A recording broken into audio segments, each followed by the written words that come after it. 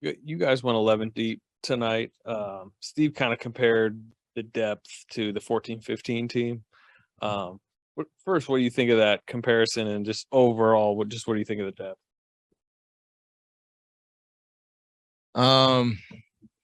I mean, yeah, there's a vibe of that. You have 11 guys that probably deserve the opportunity to play and are going to be key for us to be the team that we want to be throughout the regular season, and then identify what the best rotation is come playoff time. 14-15 team is a little older through the bench, so a little bit more experience and guys playing different roles. But I mean, that's where strength in numbers was born, and the ability to, especially early in the year, confidently put out 10 guys, and expect them to contribute and expect them to learn and grow in their roles. That definitely has a similar vibe for sure. Steph, you seem to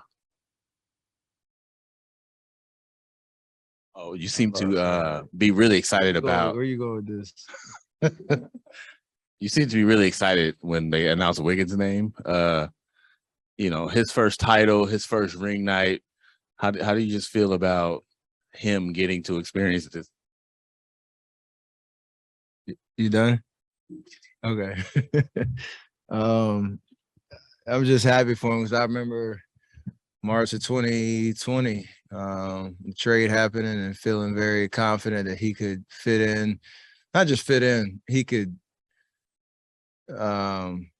rewrite his story as an elite wing at this level, contribute to a championship team. And I think he's made the biggest strides from that moment to now. And it's just amazing to see him get rewarded with, a ring and a championship contract and all that, and for him to feel very confident in this being his home. So,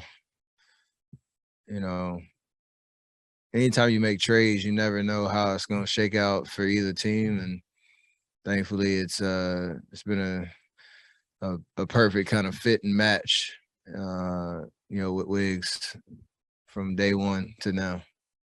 Steph, there was a period at the end of the first quarter, you were on the floor with Wiseman and Kuminga, and I think Poole too. I don't know if it's ever I'm sure that hasn't ever happened because it's the first regular season and they're young players. What was that like? Do you see a chemistry there that you have or you can have with those guys and those guys maybe have with each other? Yeah, I mean, it's the hard part of, again, the 11 guys you can throw out there. There's going to be different lineups every night, especially early in the year. Wise being out all last year. You're going to have to develop that chemistry as we go. I don't know what that sample size is really small. I don't know what it looked like. It felt like we were trying to do the right things. Didn't shoot the ball well, but had a pretty good pace to it. And, I'm sure we'll go get some more looks there, but don't be surprised if, in the first 10, 15 games, there's going to be a different 5-man group out there. Just, you're going to continue to try and experiment and give guys opportunities to go out and hoop. And everybody has to be able to adjust on the fly and make the right reads, especially on the offensive end, and then, plug up on the defensive end and protect each other. Steph, you guys are the last team to be defending NBA champs. I think you guys did it 2016, 17, 17, 18. How important would it be to try to defend the title again for this season? That's why we play. Nobody can, rest on after tonight. The journey really begins in terms of knowing you're gonna get everybody's best shot. You got some really talented teams that are gonna be gunning for you. So we gotta be ready for it all, knowing that it's gonna be a very long journey. But that's why we play. That's why we're competitive. That's why we work as hard as we do. Somebody's just sitting and going to stare at that ring and be like, oh, it's over. I don't think anybody's built like that. Hey, Steph, you were just talking about how great it is to see Andrew find a home here. Last season, he set a career high from 3-point range. Tonight, 4 3-pointers. How much is that a testament to the system compared to just the work that he's put in from there? It's both. You got to be prepared for your opportunities out there, but it's also him just seeing spacing, having confidence, knowing he's going to get touches, on the post, pick and roll, and, spotting up for three. He hit a couple off the dribble too. So for him, it's just being decisive. Whatever he does, usually it turns out positive if he's decisive and aggressive, no matter what it is. So very confident in his ability to do that. Steph, when you think back to the player you were maybe 5 years ago, how much better are you at finding ways to score or contribute when your shot's not falling, like the first half tonight, and selling fouls and things like that? Steve mentioned, I asked him a similar question, and he mentioned your strength. And it's an example. He thought of how much stronger you are now than you were 3, 4, 5, 7 years ago. Curious your take on that. It all matters. Selling fouls might mean they weren't fouls. I don't try to do that too often, but I think a lot of it is, like you said, just being aggressive, knowing I'm gonna shoot a lot of threes. No, everybody knows that. But if they're not falling, trying to get to the free throw line, get some easy ones, keeping the ball moving. And for me, I try not to stop moving offensively so that, you're always a threat, even if you don't have the ball. I got like 3 back cuts in the first half that got me easy layups just because I kept moving and guys found me in the right time. So all that stuff matters, and you wear down a defense that way, even if you're not, shooting like Andrew Wiggins from 3. Steph, when you think about tonight later, what are you going to remember most? What sticks out to you about the ring ceremony tonight here at Chase? I was very intentional and just trying to take it all in from start to finish. So, you're preparing for a game, but with everything that we went through to get back there and the anticipation of the night, I was sitting on the bench just watching every video, listening to everybody talk, catching, different fans in the crowd and seeing how much people were enjoying the moment. I was trying to be very intentional about that.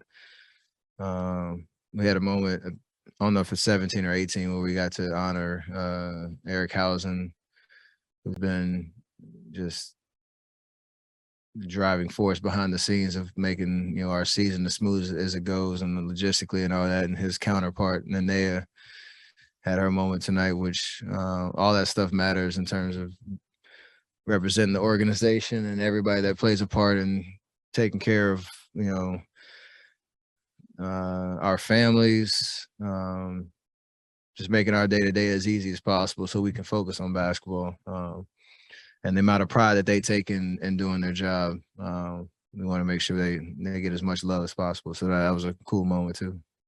Got 2 questions for you, Steph. First, with the addition of Dante and the rise of Jordan and Moses, would you call this one of the more interesting backcourt groups you played with? For sure. Yeah, a lot of guys like Dante is a very versatile player. He can do a lot of different things. He can guard.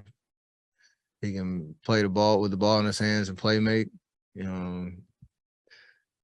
made a couple. That last 3 to 4th quarter, you can see he has range and he can space the floor that way too. And he's a tough competitor, even from his college days. He's shown that. So big get for us to counter JP some in that second unit, play with whoever's out there because he always tries to make the right play. We know what Moses is about. Like you said, JP is continuing to get better and, being effective out there. So a lot of different – you can almost play all 3 of those guys together and not lose anything on either end of the floor. A lot of options for sure.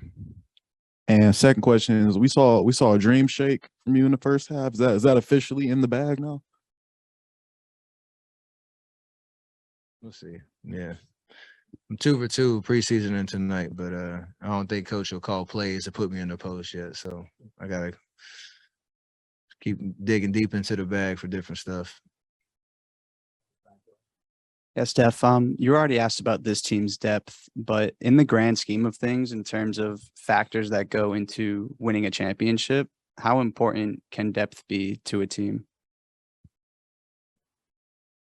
I mean, the biggest thing is that throughout the 82 games, you got to weather the storm. You know, there's going to be a couple of injuries. You know, you're going to hit some rough patches. That to be able to have that many guys to throw out there, it matters.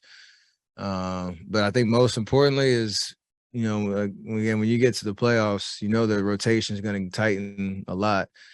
And everybody's going to have an opportunity to earn those minutes and figure out what our best lineups are to go win a championship. And throughout the regular season, we've talked about it since, you know, 14, 15. Everybody matters in that journey. Even if you're not the guy that's, you know, 8, 9, 10, you still have to be ready. You still got to be locked in, and all that stuff has started in the off season, but it starts now in terms of building the right habits.